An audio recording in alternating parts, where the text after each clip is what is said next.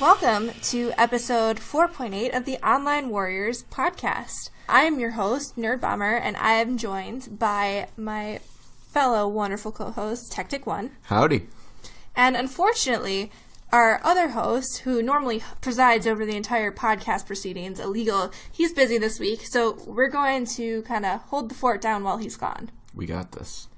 So this week, we've got a ton of great content for you. First, we're going to start with the news.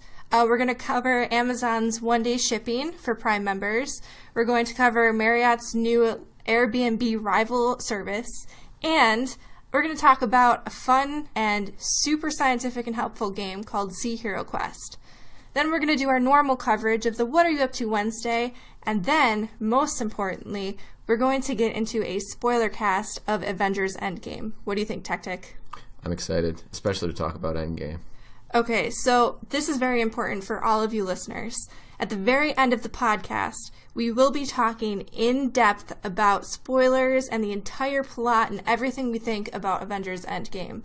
So, it's very important. We'll say again right before we start talking about it, but if you haven't seen the movie, highly recommend that you don't listen to this portion of the podcast until you've seen the movie yourself. So let's just dive right into it.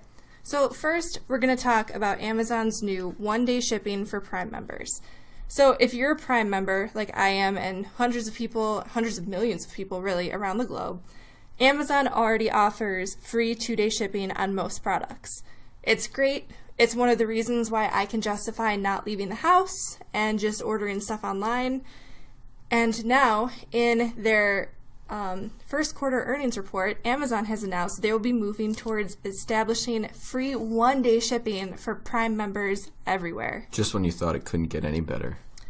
So they'll be using their expansive logistics network, which they've built over the entire United States, to make this happen, but it's going to cost about $800 million in investment capital to pull this off. Jeez. It's a lot of money. Yeah, oh yeah.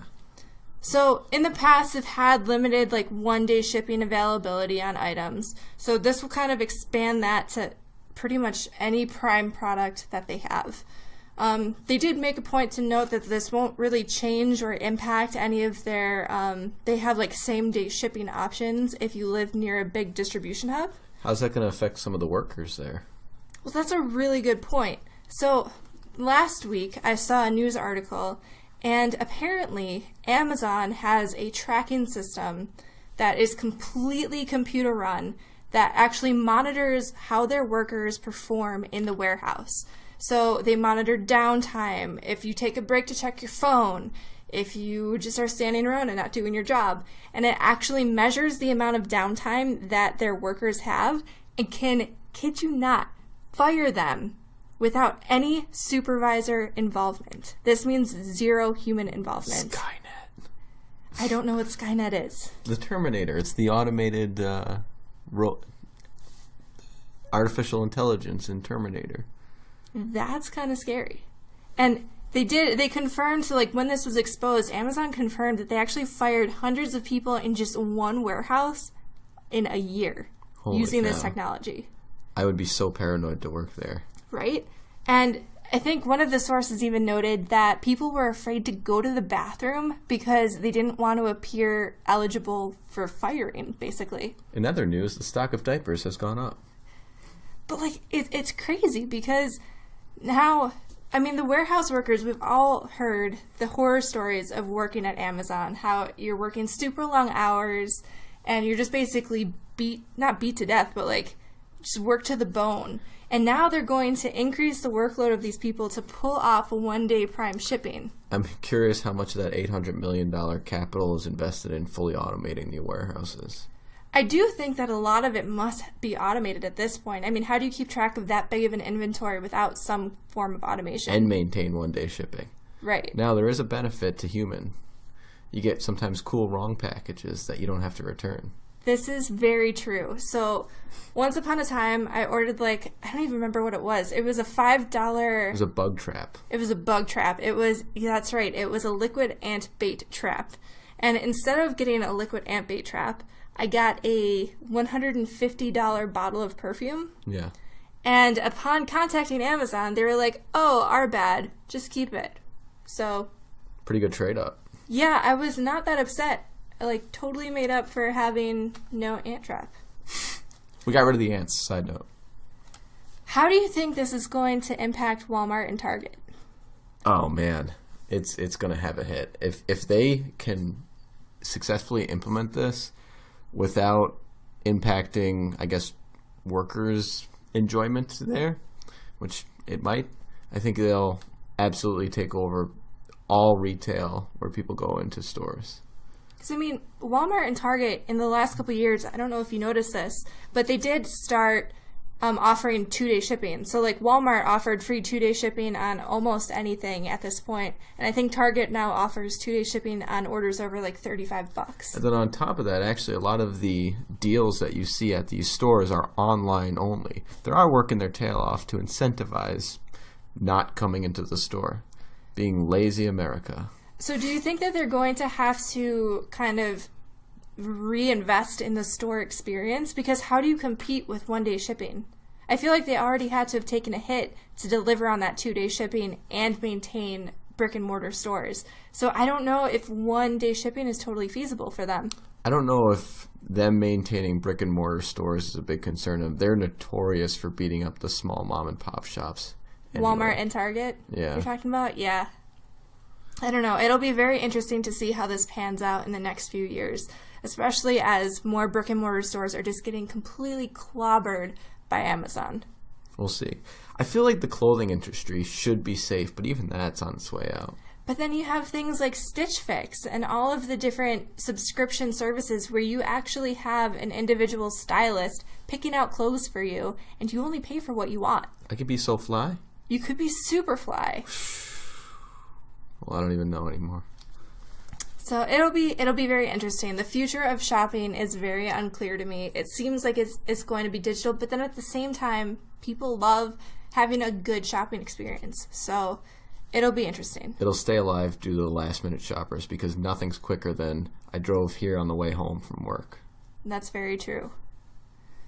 All right, so with that kind of wrapped up, Techtic, would you like to walk us through Sea Hero Quest? I would love to walk through Sea Hero Quest. So if you don't know what Sea Hero Quest is an app-based mobile game where you get to see a map, then the map disappears, and you have to navigate through seas and things like that based on what you remember the optimal navigation path was. And what this does is it collects all the ways that you do things and puts it into a database. And that database is used to detect early-onset Alzheimer's. So what the developers, who are the University of College of London, the University of East Anglia, I don't know if I'm pronouncing that correctly, and then the Alzheimer's Research in the UK, all work together to collaborate and make this game.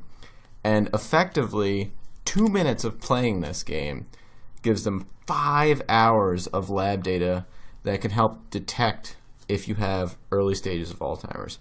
Now, there's 2 things that really excite me about this. The first thing that excites me about this is awareness, right? A lot of times people don't know that they have Alzheimer's or even are getting Alzheimer's until it's too late. Yeah, because I think a lot of the symptoms that are typically thought of to be related with Alzheimer's, like the memory loss, that usually develops in the later stages of Alzheimer's, correct? Right. And there's a lot of easy things that you can do on the daily to slow it down. Because if it's genetic, it's going to happen. But you can slow it down. And one simple thing is reading a book every day. So if they know that it's coming, they'll go, holy cow, I should really start sitting down and reading more. Which, hoorah for books, right?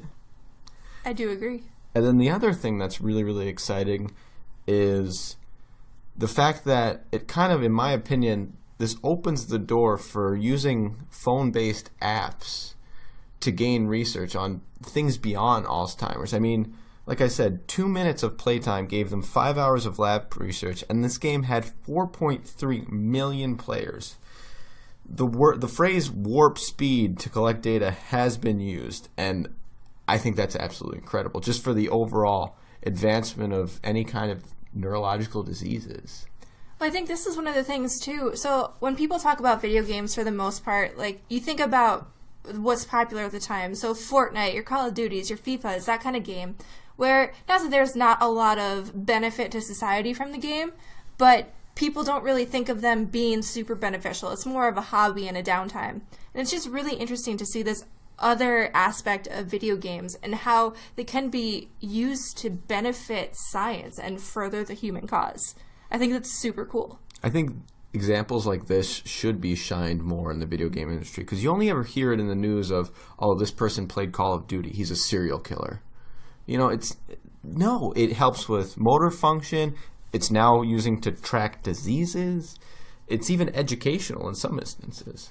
And I mean, I think even aside from video games, the fact that you can use app technology that people are comfortable with, they don't have to leave the house, they don't necessarily have to go see a doctor to potentially catch things early on is super important. Because even in terms of health in general, there's another app called Achievement, and we're not sponsored by any of these games or apps or anything, but it links to all of your like Fitbit, Garmin devices, any of your health devices, and it gives you rewards and points and money towards an Amazon gift card every time you log your food, every time you get X amount of steps, every time you sleep.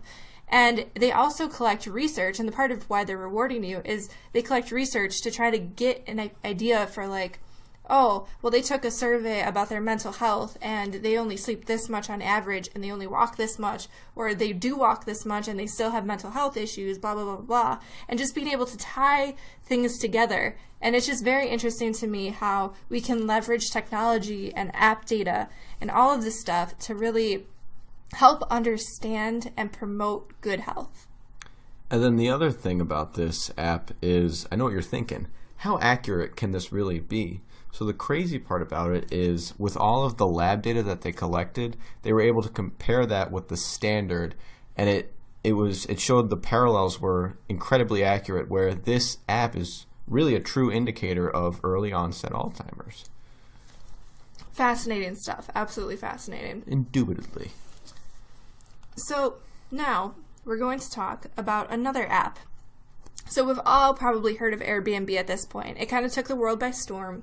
You can rent out your house. You can rent out other people's homes to stay in. And it's all done through this app where you can look at pictures of where you want to stay. You can get really cheap rates. Well, so far, Airbnb holds 4.92 million available rooms in the United States, and I think in just markets in general. Well, it's got to be comparable to what the hotels are holding. Not at all. Actually, the next highest is actually Marriott, and they hold 1.29 million rooms. But they've been established for so long. How can that be? Because Airbnb has just exploded. Anyone can turn their house into a hotel. So in order to kind of fight back on this, Marriott is actually launching their own kind of competitor service to Airbnb. So they're going to be offering to start about 2,000 high-end homes throughout the U.S., Europe, and Latin America. And the interesting thing about this is that they're going to also be leveraging the power of their brand and their giant hotel network. So they're going to offer you rewards and loyalty points that cross over from their quote-unquote Airbnb service to their regular hotels. So you could stay in a bunch of their home rentals and then potentially earn points to go stay in a really swanky Marriott hotel somewhere fancy. So Airbnb is so appealing because the cost of hotels are really astronomical, in my opinion. I'm curious, they said high-end luxury hotels. He was air quoting if you couldn't see that. Yeah, there's high-end. They said high-end rooms and homes, but is that going to have the same cost benefit? That's kind of my concern. Like, it seems like a good idea in theory, but honestly, people use Airbnb, like you said, to save money. And if they're really only going after high-end homes, is that going to really draw that big of a market? They just don't get millennials. Well, seriously though, like Airbnb, I know a few friends, they do look for big houses because then even though the house is expensive, you can fit more people in a house than a standard hotel room. And then you have a home-based location that you can go to, and it feels a little bit more just homey. That sounds stupid, but homey than staying in a hotel. Mm-hmm. So I can kind of see why they might be targeting that area, but having it only be high-end homes, It just seems strange to me. It seems like it's defeating the purpose of why so many people went to Airbnb. Right. And I don't know if this is something that they're going to modify as time goes on and potentially get some cheaper things, and they only want to start with those 2,000 high-end homes that they can kind of monitor in terms of quality. But it's just a very interesting first statement in the market, and I don't know how successful that's going to be. I could tell you I have friends that would rent a lean-to save money. Exactly, yeah. I have had people tell me stories where they stay in like really sketchy areas. Did you know that you can apparently even rent out land to pitch a tent on and camp on? Sold. Through Airbnb. Sold. But like I had a friend tell me that he stayed on this property that was like super sketchy and in the middle of nowhere and totally could have probably been axe murdered, and the family was in the house and they just like camped out in their backyard. So, I mean, whatever people want to do, but I just don't know how Marriott can compete with that. So, if someone axe murdered me, I'd give them 3 stars instead of 5, though. Would you give them an extra tip? Tip of the axe. Zing. Bazinga. I think that's patented. Bazinga? Yeah. Probably at this point. So, I know we kind of sped through some of our news topics, but we really do want to get to our big Avengers spoilers. So now we're going to just hop right into the what are you up to once. What have you been doing, Techtic? So this past weekend, I did something that I was really excited for, and you guys are going to all think it's lame. When I built a shed last summer, I did not build a ramp. And every time I take the lawnmower out of the shed, the blade scrapes on the edge of the shed, or I have to lift it so it doesn't scrape. And I just wanted a ramp. So got up early, built a ramp. That was like, it sounds lame, but I was so excited to build this ramp. He was super excited to build this ramp. Did you do anything else? Anything that might have been more nerdy and less rampy? Less rampy. Well, we have been playing some couch co-op. I keep calling it the wrong name, so I'm going to call it Unraveled 2. That's correct. Right. I keep calling it Untangled. Darn it, Disney. Always making me think of Tangled. And I tell you, it is a fantastic couch co-op game.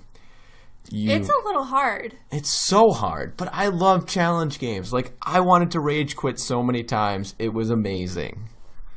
So the whole premise of this game, for you listeners, if you haven't heard of Unravel or Unravel 2, you basically play as a little yarn character. And in Unravel 2, it's a co-op version of the game, so you're literally tied together. So you're 2 characters tied together. And you have to maneuver through all of these puzzles while being tied together, and if you touch fire, you're dead.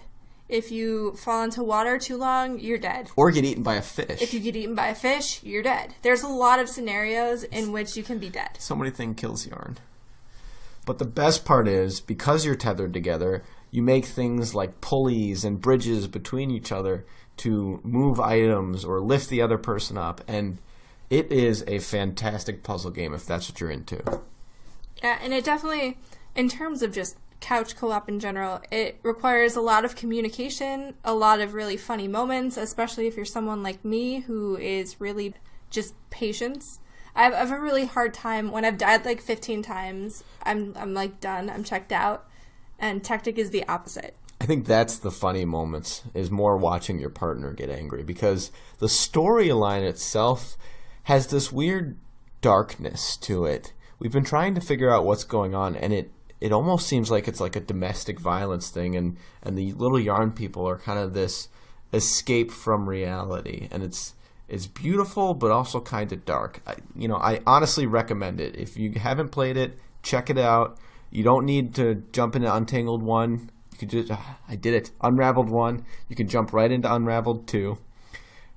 Get a friend and get on that couch. So we had GoFobo pass the screening of, oh man, why am I blanking on the name? Help me, Techtic. The Long Shot. Thank you. The new movie with Seth Rogen and Charlize Theron. So what we didn't know about GoFobo, and I guess it's my fault because I didn't read the fine print. The movie started at 7:30.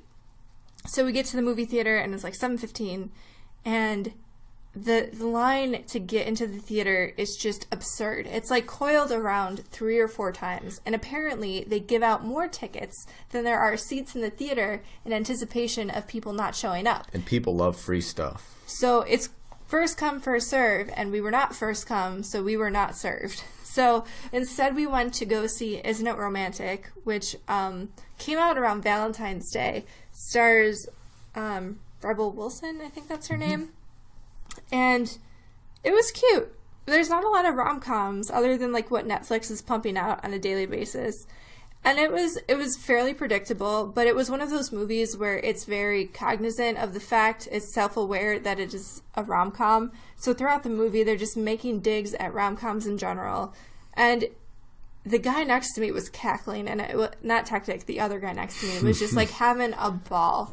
So, I mean, it was a fun movie, considering we saw it at our discount theater, so it was like $2. So was it romantic? It was fairly romantic.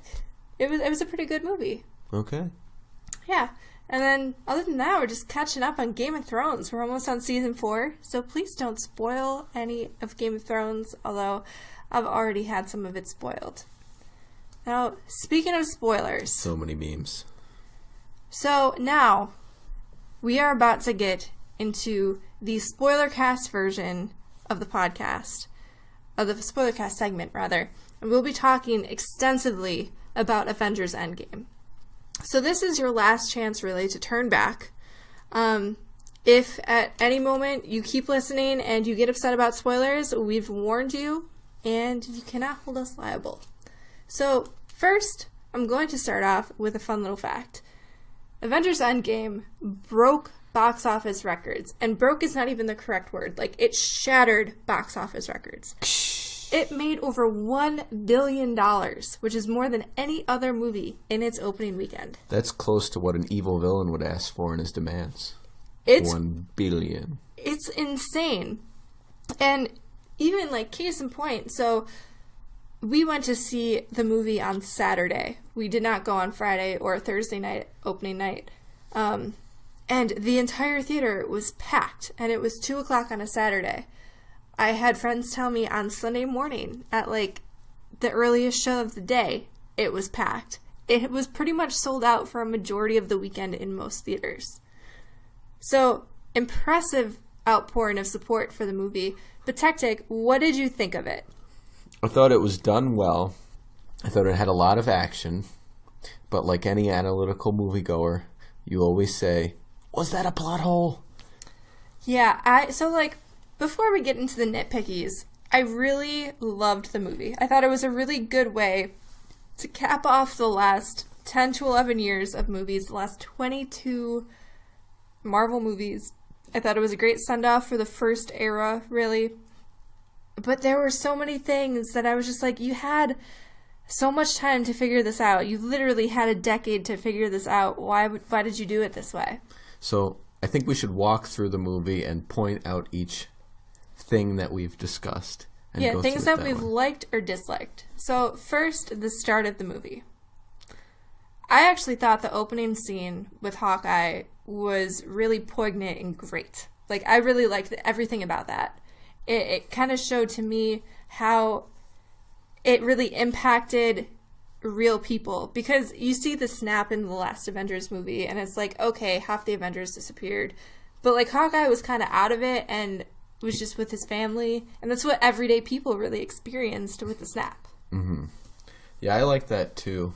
And it kind of really made you feel for him when he went off the deep end as we progress in what we're describing. So moving on to the next part of it is the Avengers are getting together. They're trying to figure out, what can we do? And then they locate Thanos and they say, let's get him. Let's try to steal the gauntlet and reverse it.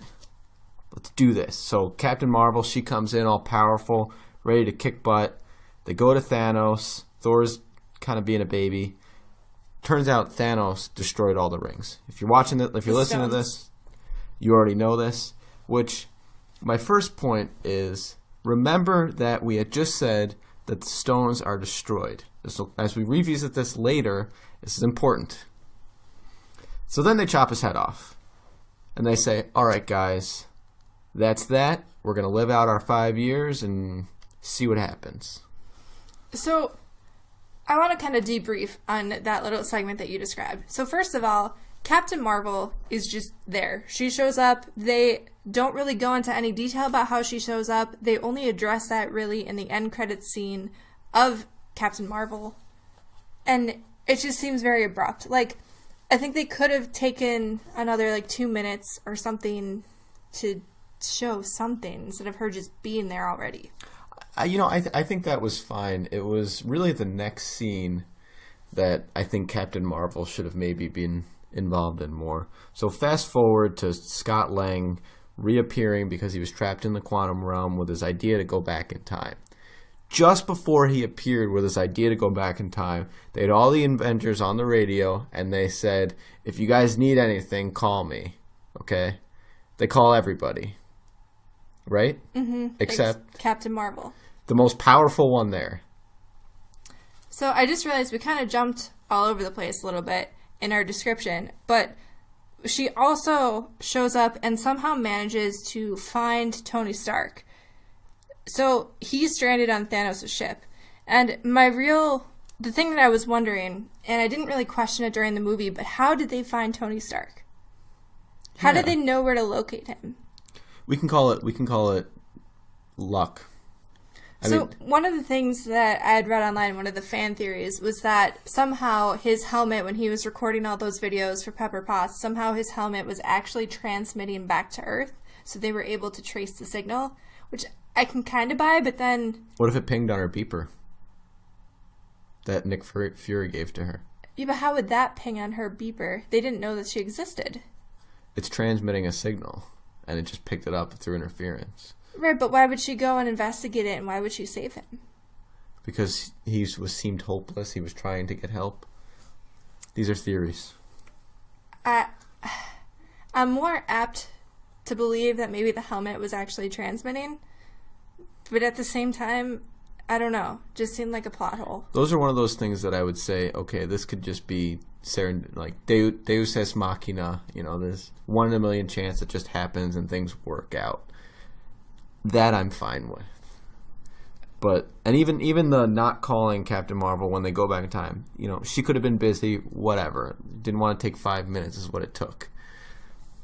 The other thing, so now we kind of moved back towards talking about them going back in time. So I understand that Ant-Man coming back from the quantum realm was the thing that really gave them the idea of time travel. But I'm assuming, so half the people that have been obliterated and destroyed. You have to assume at some point, if you're Tony Stark and the rest of the Avengers crew, before Tony Stark gave up and moved on with his life and had a child, you had to think about every possible way that you could save your friends. So why was time travel never considered? Because he didn't have the resources that not Hank Pym, Scott Lang knew about the quantum realm. It was that light bulb that gave him the inspiration to test the algorithm. But then he figured it out over eating a sandwich. It was a good sandwich. Tony Stark is a very smart man, but it just seems like it was too easy. You never had a light bulb moment when someone says something and you're just like, holy cow, that connects. I guess, but it was a little bit too easy in my mind. So I would have preferred to see a little bit more build-up. Yeah, that's fair. Kind of like the scene when he used Captain America's shield and I believe Iron Man 2 to just make this whole new element. Right. Like that, that was something that was not even time travel, and that was a whole scene. Exactly. So, how did you feel about the time travel in general? So, before we get into the plot holes about the rules of time travel, how did you feel about the fact that it was basically an homage to all the previous movies? So I loved that. I don't even mind the fact that they used time travel. My biggest thing is continuity with time travel. They've done it in other shows, and right. But before we get into that, how do you think the treatment of just that nostalgia look back at all of the previous movies was handled? I just thought it was pretty neat, but I feel like Again, I mean, and I know the movie was already 3 hours long, but you see a glimpse of the Avengers fighting in the very first movie. Like, it only flashes by. But that was the best one, when the Hulk saw Savage Hulk. That was pretty funny, yes. Ah. That I think needed to happen, and I love that they did that. I agree that it needed to happen. I wanted to see a little bit more of it. More of America's ass. That was honestly, between that, Captain America was, I don't like Captain America. If you've listened to the podcast, you know I don't like Captain America. I think he's a goody two-shoes. But he was actually one of the source of jokes throughout the entire movie. He even made fun of his old, quote, righteous self. Yeah, it was fantastic. For the first time, I actually did not hate him. It was pretty cool for me. I don't know. I just don't like him. So the fact that I didn't walk out of that movie hating him, he was more fantastic. Of a person. Yes. Which was, I like that they did that with Captain America. I wish we see more of that through and through. So now, getting into some of the things, the events that happened in the time travel segments. I have some thoughts on, and again, I want to stress, I'm nitpicking here, but I liked the movie a lot. I did too. It's just, I guess, because we've gone through so many of these movies, and there was just so much hype and anticipation, and now I've just had so much time to think about the movie that I'm just thinking of all of these different scenarios. And my first thing to you is, in order to get the Soul Stone, in each scenario, you've had to sacrifice someone that you love and care about to get the Soul Stone. So this is more of just, like, I guess, a joke question, but also kind of serious. What happens if you went there by yourself and you didn't have someone to throw off the ledge? Like, if you sacrifice yourself, then what's the point? You don't get the Soul Stone either way. So you wouldn't do that. Like, does Red Skull just turn you away? Like, what happens there? Yeah, why don't you just come back? I don't know. Come back and bring a kid or your best friend. Then we'll talk. That's probably. Yeah, and they had to have known when Hawkeye and Black Widow went that someone was going to be sacrificed, because Nebula has been saying, hey, Thanos through Gamora, they get the Soul Stone, guys. I thought it was also the pairings that they sent the groups that time traveled off into. For those two, Hawkeye and Black Widow, to go together felt very contrived, because could you imagine if you had Rocket and, oh man, I don't know, Nebula, who don't really like each other, go together to that? They would just probably head nod for the other one to go. Yeah, like how would that have worked? No one would have went. So they would have pushed Red Skull off the ledge. I liked him a lot. And the other thing, and I don't want to say that I know how to rewrite the movie, but I think it would have been very impactful to have had Nebula instead go to retrieve the Soul Stone, knowing that she would have to sacrifice herself in the way that her sister died to get the Soul Stone, to basically reverse everything that she had helped create with Thanos. I think that it would have been a more impactful death. Although the Black Widow death, in my opinion, was very surprising. That was like the one thing that LaShawn McCoy did not spoil for me. It made me wonder if, what with them working on a Black Widow movie, if that's going to be like her coming to realizing that she is Black Widow. Like all of the training, all of the dark backstory, which makes me even more excited about it. In a way, though, I feel like she has to be coming back because... And again, we're jumping out of linearity in terms of the movie. But who is going to lead the Avengers with Black Widow gone? Nick Fury. Iron Man gone. You have Captain America pretty much old and retired. Captain Marvel doesn't seem totally tied to Earth. Oh, I know who's going to lead them. Captain America. Falcon. Boom. Oh, the new one? What did you think about that? I'm excited for it. They've introduced it in the comic books. I feel like him being more of a mortal is going to make the throwing of the shield kind of far-fetched, because it was the superhuman strength that made that shield so powerful. I think Bucky would have been a better candidate because of that, because he has that super soldier serum. But, I don't know, maybe he'll use velocity from him flying to really get that momentum behind it. So, I guess I'm not familiar with Bucky in terms of the comics. What does he do if he's not Captain America? Like, what role does he potentially have in the Avengers movies moving forward? Winter Soldier. That's it? Yeah. Was Winter Soldier a hero? I thought he was always just kind of like a villain. He flip-flops as it sees fit. So what? Someone just gives him, like, the magic voodoo words, and then he turns into a bad guy for a little bit, and then gets saved, or something like that? Yeah, pretty much. So, I'm kind of glad for that reason, because that would get exhausting, that he's not Captain America. So, I'm excited for that. I'd like to see that, because Falcon's more of a flawed character, less righteous, so we'll see what he does with that. But the main thing I want to talk about is the timeline and the continuity. That is a topic in itself. Okay. So, the first time they go back in time, they grab the time stone. And the thing that stops them from getting the time stone is, I'm drawing a blank on her names, but let's call her the Wizardess. And she said that if you take a time stone, evil can seep into that timeline, and thus the Infinity Stones always need to be present. Cool. Note that down. So then they said, okay, we'll bring them back. It's fine. It's good. Everything will be okay. But the whole plot was contingent on them getting the stones and then returning the stones, because in the future Thanos had destroyed the stones. And I beg the question of, does that mean that in the next... Sorry, that's our dog. The next set of this, that evil can now seep into the timeline? This is a very good question. And I have lots of questions revolving around this plot point about how the Infinity Stones needed to be returned. So, like you said, if you remove the stones from the timeline, then evil comes into play. So, if Hulk would have just told her, I don't remember her name either, if Hulk would have just told her right off the bat, look, Thanos destroys these things anyway, none of this matters.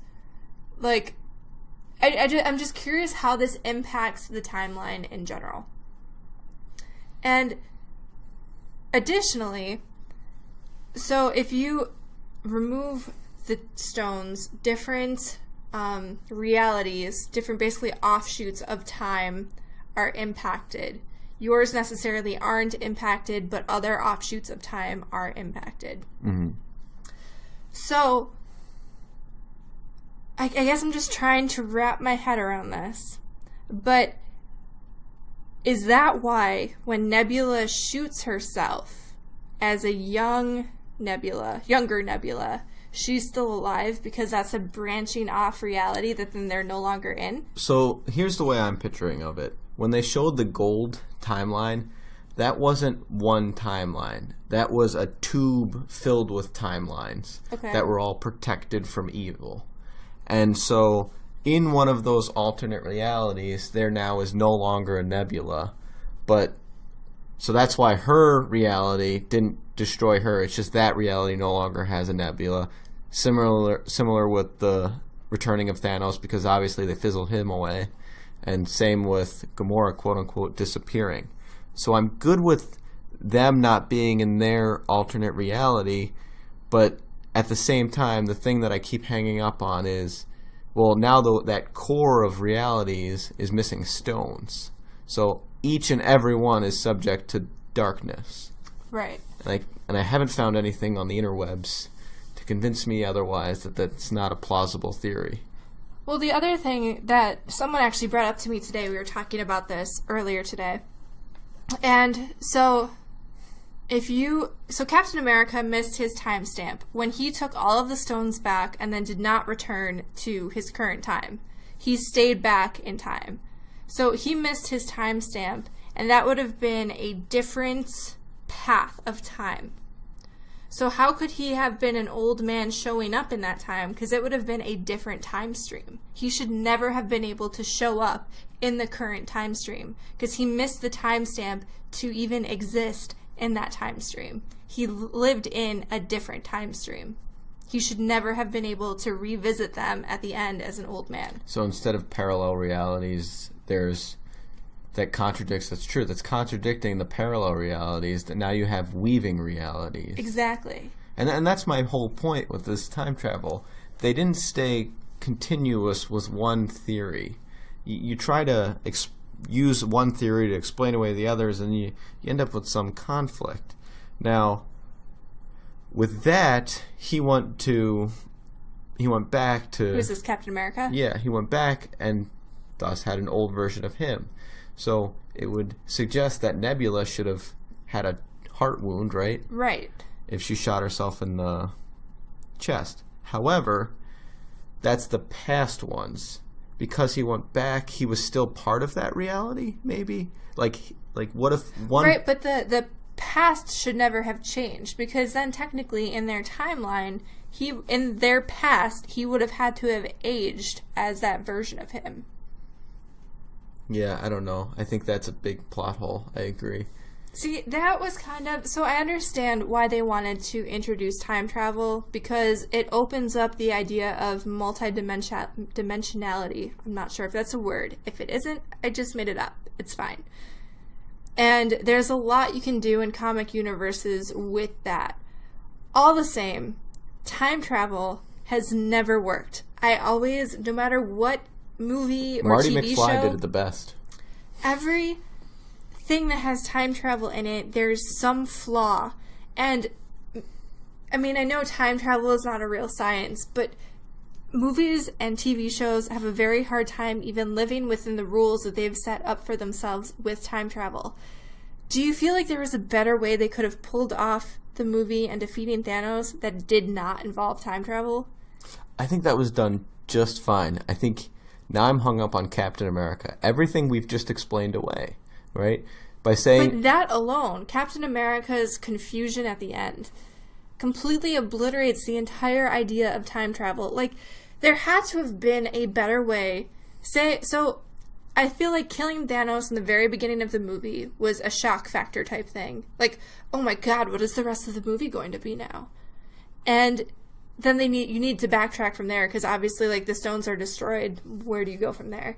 But if you don't do that, have them meet Thanos on his garden planet, have the entire crew come together to somehow find the stones or procure the stones from him, make the epic battle, go to Thanos. Somehow Tony Stark can still make his last sacrifice if he steals Thanos' glove.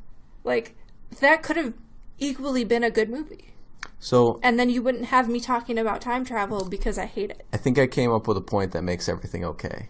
So we've explained Thanos, we've explained Gamora with the interweave, with the alternate parallel timelines. So, Steve, there was always two Captain Americas in that timeline. And the reason why, because the quantum realm, based on Tony Stark's algorithm, says that they can go exactly to where and when they want within a timeline.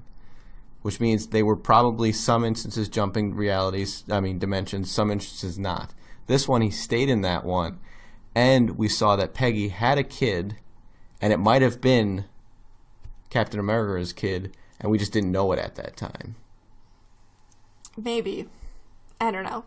It still feels so very out there. I did have another, also, issue with the time travel. So one of the major things that they kept harping on as the entire Avengers team decided to prepare for time travel was that they only had enough Pym particles for each person to make one round trip and a couple test runs. Okay. Later, in the time travel sequence, Tony Stark is like, this is fine. We'll just go back to this certain point of time where we know there are Pym particles and just grab some more. No big deal. We'll bring it back with us. Why even go through the rigmarole of being like, guys, you have to get this right the first time. If you screw up, we have no more Pym particles. Why wouldn't you just go back in time, grab a bunch of it, and then you don't have to worry about if you screwed it up? The movie would be too long.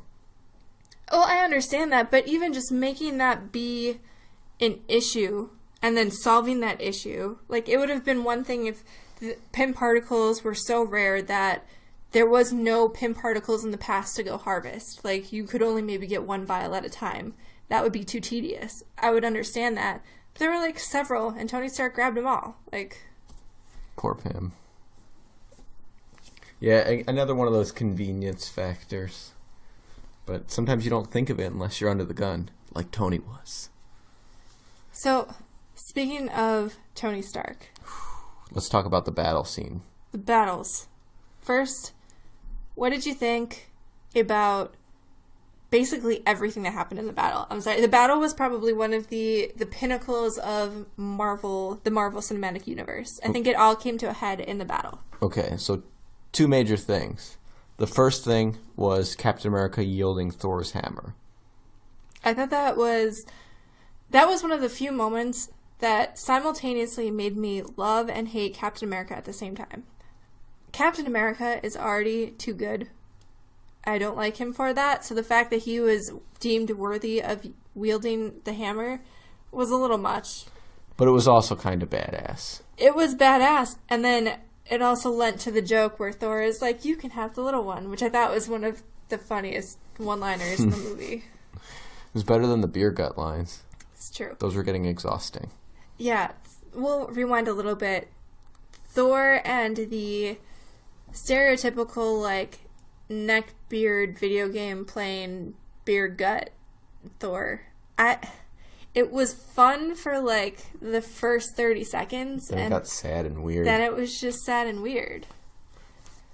So it was nice to see when the battle came around, him, getting his gumption back and kicking some butt. But even then, like, I expected the lightning to come down and give him back the six-pack and strength. Like, because you think about, he's a god. He's the god of thunder. Yeah. You've never seen him work out. Gods don't need to work out. They basically take on whatever form they want. He could have just been like, bam, my six-pack is back. One thing that I was really excited to see that was in the Infinity War cartoon was Thanos uses the Time Stone against Thor and ages him incredibly to try to, like, kill him. But fun fact, Thor gets more powerful with age. He's like a nice wine, and he just whoops him once he gets older.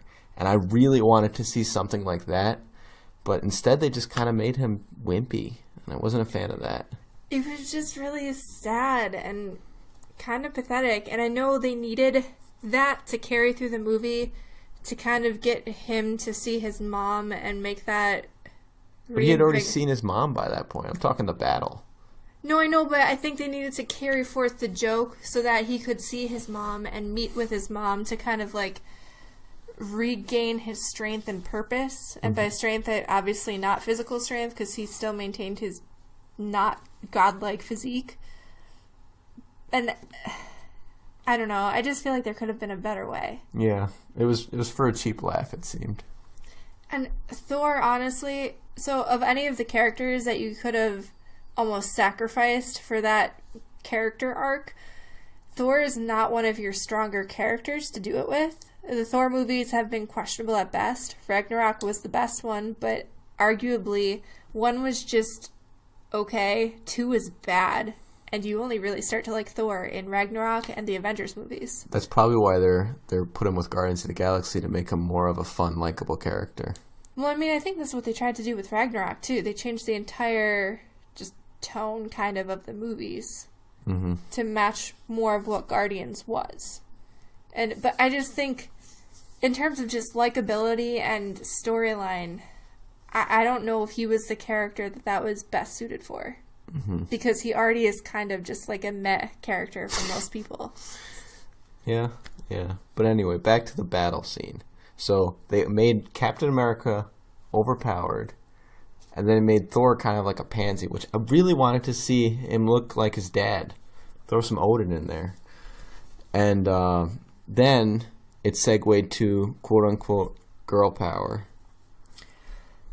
I have such mixed feelings on this.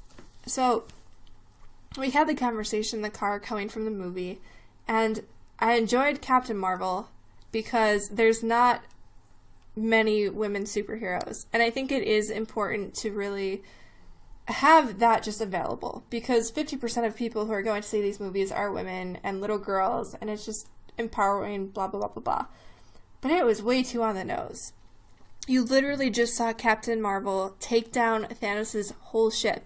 You're telling me she needed the likes of, like, some Wakandans to get her through a gang of people? Like, come on, really? And then even then, she didn't even get through. They built her up in the movie and then this, and she just kept getting, like, swatted aside like she was nothing. Honestly, I feel like Captain Marvel was poorly utilized in the entire movie. We've already mentioned before, they totally, like, she was in the first 5 minutes of the movie and then pieced out. And they didn't bring her back for the time travel scene. And then she blows up Thanos' ship and then really doesn't have that much of a part in the movie at all. It almost felt like they needed to kind of stick in another movie, another origin story, something to compete with Wonder Woman. Yeah, it was just kind of a niche. Yeah, and they just kind of threw her in the movie because they made her origin story, so they have to. How would you have improved her in this movie? I would have made her more critical into taking down Thanos. I mean, maybe she's holding him in place while Tony Stark steals the stones from his gloves. You know, something where she's, you know, kicking some butt. And even if they didn't want to showcase her that much, and they wanted to really focus on the original Avengers, arguably then, you should never have had her meet up with the Avengers gang in the beginning. Make her this unknown entity who literally never comes back until the very end to take out Thanos' ship and be like, I finally got Nick Fury's message. What's up, guys? Yeah. Like, then don't have her in the beginning at all, because it felt like that scene with Thor's hammer was like, I like this one. Yeah. It was just done for, again, trailer fluff. Yeah. I didn't like it. I did like the haircut. It was more true to the comic character. Yeah. That was pretty cool. She looked, I'm going to say it, she looked hotter with the short hair. And I'm not a guy that likes short hair, and she looked hotter with the short hair.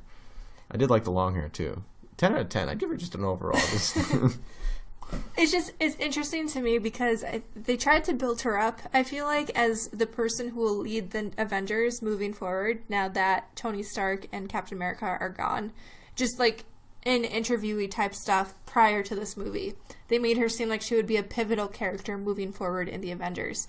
And from what I've seen of her, like I said earlier, when Earth seemed to need her the most, she was just like, peace, guys. I have other stuff in the galaxy There's to take care of. There's a lot of planets. Like, she doesn't seem tied to Earth, so why would she be a key member of the Avengers when she's tied to all of these other civilizations and spends almost no time on Earth?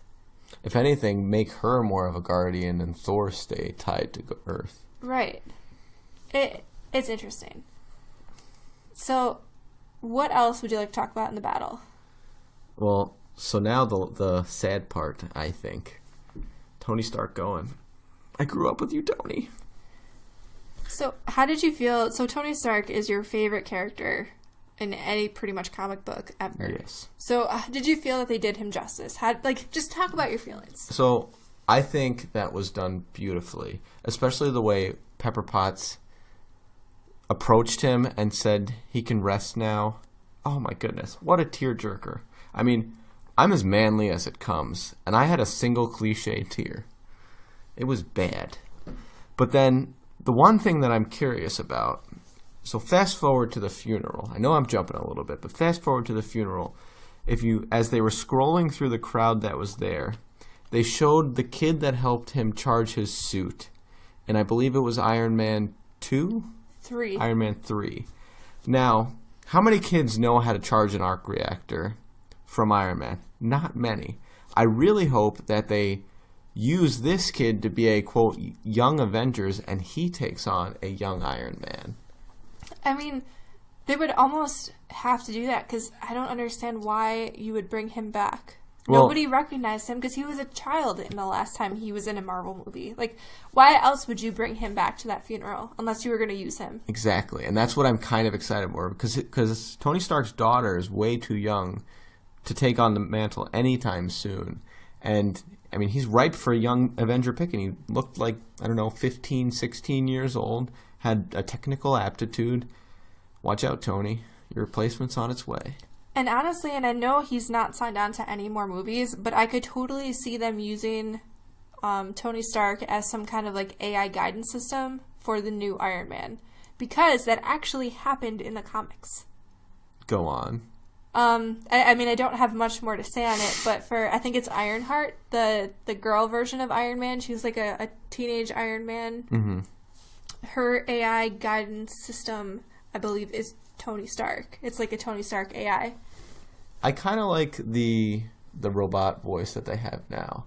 I could take it or leave it with that. That'd be a nice homage, like they've been doing with things like showing some of the images from the previous ones and things like that. I do appreciate the winks to the past, but I don't know if it's worth the paycheck for them to do that. Well, I think, too, at this point, so where do you see the future of the Avengers Marvel Cinematic Universe going? I think full steam ahead Young Avengers. I don't think they keep really any of them, the current people, besides maybe trainers. Yeah, I mean, you've got Hawkeye, who's already retired. Who's been training his daughter. Right. You've got Black Widow, who sacrificed herself. You have Spider-Man. Obviously, he'll lead the Young Avengers. He'll still be in the Avengers because they're obviously planning to do more with with him. He'll him. lead the Young Avengers. That's right. Our answer. I mean, the Hulk, I don't know what you do with the Hulk. So the Hulk's been kind of this, always at heart, this nomadic person, right? He wants to do his own thing. He wants a peaceful life. I could see him just fading away. Right, but he wanted to have a peaceful life because he was always in constant conflict with the Hulk himself. Like, he didn't want the Hulk to come out, so he always tried to find a peaceful area to live. Now that he's fused with the Hulk, which, hold on, we'll take an aside. How do you feel about that happening, him taming the Hulk off camera? You don't see that happen. How do you feel about that? So the one thing about the Smart Hulk persona is it's significantly weaker than Savage Hulk. They didn't really show any degradation to strength. I wish they did, because it kind of shows the checks and balances there. But all in all, I loved the way they did it, and that's one of my favorite Hulks because it's the perfect balance of brain and brawn. I mean, I liked that version of the Hulk, but when is the last time we've had a Hulk movie? Oh, those don't do well.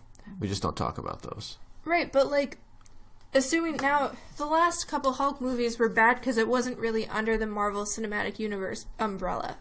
Like, even this version of the Hulk, his origin story was just kind of like, it wasn't a cohesive series yet. And I think that would have been not nice to show, but just, you could have easily plugged in a Hulk movie. I kind of hope they kind of stop with him and work towards maybe an Amadeus Cho Hulk, which is a younger kid. I'm so pumped about a Young Avengers. The more I'm talking about it, the more I'm getting goosebumps. Folks, goosebumps. Can you imagine an Amadeus Cho being on the Young Avengers with Spider-Man, Hawkeye's daughter, young Iron Man that we just established? I mean, come on, guys. If it's not already patented, we should start. So, the real question then is, will you continue to go see all of these Young Avengers movies, or are you tapped out on the Marvel Cinematic Universe? Yes is my answer. To both? Because at the end of the day, I'm through and through a Marvel geek. I will always go until my wallet is empty. I mean, I grew up with it. I'm hoping my kids grow up with it if they continue this, and my kids' kids, and so on and so forth. Marvel for life. Throwing up gang signs is an M. So, like, for me, I was getting kind of exhausted of Marvel movies, especially at the end here. There was just, I felt like so many. There was one every, 3 to 6 months that we had to go see in the build-up to Endgame. And I really like all of the characters, and the prospect of a new Avengers really, it's exciting, but at the same time, I feel like I grew up with this first 10-year era of Avengers, and while I'm still going to see the movies, I feel like the next 10 years is more for the people who at this time are the age when we started. It's almost like we're passing it off now. This is yours. Yeah, but enjoy. I don't want to. It's kind of like when you're a kid who just turned 18, you go, I don't want to grow up. Yeah. That's the way I feel. I don't want to let it go, but I can totally understand that perspective. there's so many things that there's loose ends though. Like I'm invested in this Spider-Man. This is probably one of my favorite Spider-Mans. Spider-Man. I do want to see what they're going to do with Captain Marvel, because the first movie was good. It was good. Like, it wasn't great, but I think that character has the potential to be great, and they're just not doing it justice because they're so busy trying to compete with Wonder Woman. And the thing that I think made Wonder Woman so great, and I was actually talking about this with someone else earlier today, is Wonder Woman really didn't throw girl power in your face. It was also timed well. Right, but like Wonder Woman was just an awesome character who happened to be a girl. It was an awesome story. They didn't really shove it in your face besides like her upbringing happening to be among women. But after that, it was just like, she's just a badass superhero. With Captain Marvel, it felt like every 5 seconds they needed to jab girl power in your face, and if it's too on the nose, in my opinion, it loses its effectiveness. Still a good movie, but they just needed to build up the character and stop telling us that she's great. Show us that she's great. I like that. But I often do wonder if it came out before Wonder Woman, I think it would have been a different movie. I think it would have been better. I think they were feeling the pressure from Wonder Woman. And kind of forced it. I mean, everything down to the fact that it was a period piece movie, much like Wonder Woman was a period piece movie. You should just clarify what period piece movie is, since... Period piece, like, Wonder Woman happened in World War I? 2? No, 2. Because there were Nazis. And then Captain Marvel really embraced the 90s. So, that they really leaned into the 90s references in Captain Marvel. And again, some of that was because the 90s are a little bit more difficult to distinguish from today than obviously World War II. But shout out to Blockbuster. I don't know. Overall, I really enjoyed Endgame. Circling back, yeah. I mean, phenomenal action, a lot of good humor. Some of it seemed kind of tacky, but I mean, our generation's now coming on the age where we appreciate dad jokes, so I'm all for the tacky. The only thing that I missed, really, I wanted to see Groot do more. Groot. More Groot. I didn't even think he said I am Groot once. Maybe he just said Groot. I think he only said Groot. Well, how do we know what that means? I don't know. We don't even know who he is at that point. Unbelievable. Overall, though, good movie. Great movie. We accidentally saw it in 3D. It was actually, like, the 3D didn't add a ton, but I think it really, it added a little bit. It was fun. It didn't give me a headache like 3D movies usually do. So, folks, if you haven't seen it, well, I'm sorry we spoiled the snot of it for you. But you're still gonna. We warned you. You're still going to enjoy it. I guarantee it. And if you have seen it, let us know what you think. Yeah, you can reach out to us on our Twitter account. We are at OnlineWarriors1. I also have my own Twitter, at OW Nerdbomber. And I'm at OW Techtic. You can also reach out to us on Facebook. We would also love if you could give us a review on iTunes or your favorite podcasting platform. Show your love. We love you back. You can find all of our latest episodes on all of your major podcasting platforms, and you can visit us at onlinewarriorspodcast.com. We hope to hear from you. We're still working on that Patreon. We'll be getting that established in the near future, and we'll keep you updated. And with that, we bid you a faithful adieu.